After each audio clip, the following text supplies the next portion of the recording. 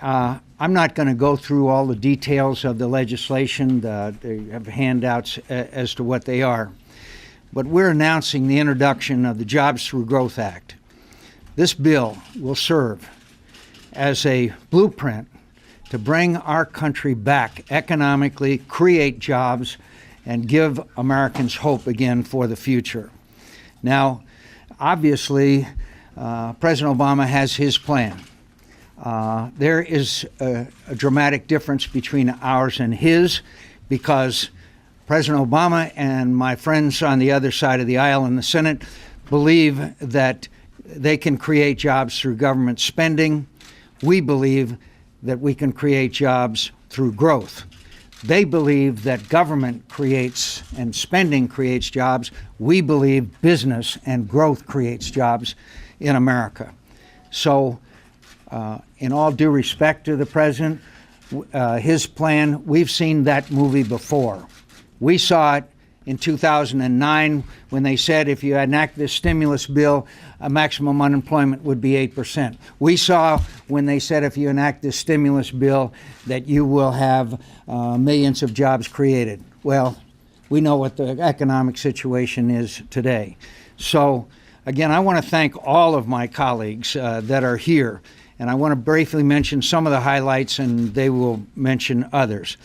We strongly believe that if we're going to restore this nation's economy, we have to have a balanced budget amendment to the Constitution. We need to give any president of the United States a line item veto, now called an enhanced rescission authority. We need to create a simplified tax system to keep more money in the hands of consumers. We need to have a reduction in corporate taxes from 35 to 25, and have the Finance Committee report out and closing loopholes and giving Americans 3 tax brackets and a fair tax code. We need to bring home the $1.4 trillion that's sitting overseas, which won't come home because the fact is that we have the highest corporate tax in the world. We need regulatory reform.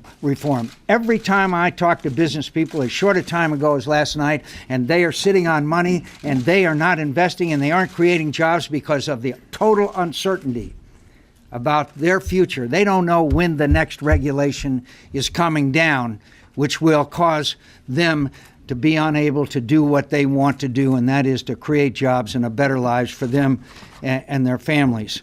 We need to reform and repeal and replace Obamacare. We need to have a moratorium on all new federal regulations.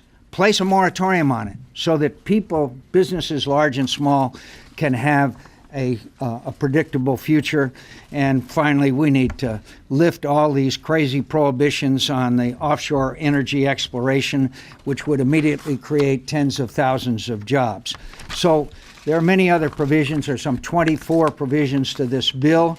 Probably my favorite of all, Senator Johans will talk about, and that is the Farm Dust Regulation Prevention Act. So we have the Balanced Budget Amendment down and including the Farm Dust Act that Senator Johans is far more familiar being from Nebraska than I am. So I want to ask Rand Paul to say a few words, and my colleagues will make brief remarks, and then we will respond to questions. Again, it's been a great pleasure working with Senator Paul. I've only been here a few short months.